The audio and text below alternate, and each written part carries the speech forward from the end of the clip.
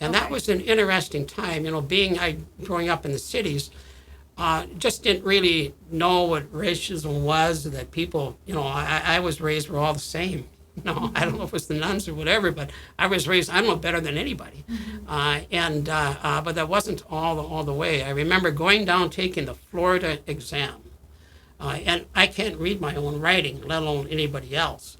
But I wrote 115 pages longhand over 3 days. First, they started printing at 115, and there were 5 examiners, and there was 110 of us taking the test.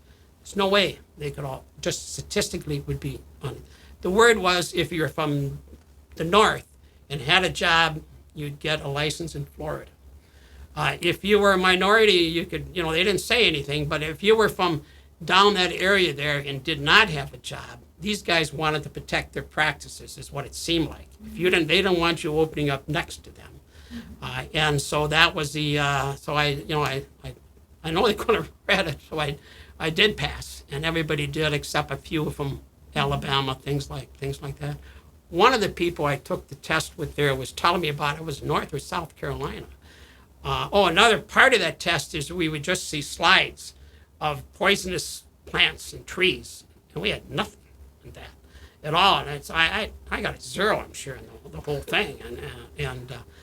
But the gentleman from North Carolina, he said during the interview, the gentleman mentioned that one of the reasons they have the interviews is that they could discriminate and eliminate, basically what he said, minorities from getting a job in whatever North or South Carolina.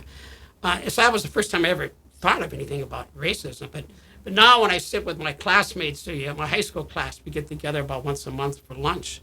And that was time of the Vietnam War, and they're getting drafted and going down. And they were talking about experiences down in Mississippi and Alabama, and stopping at a gas station. And this young black kid came out to wash the windows. So he's talking to him.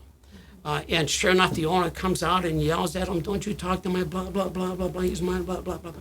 So there was a lot of races that we were just totally, entirely ignorant about. But so we sure didn't see it. And our favorite person was Ben from Cameroon.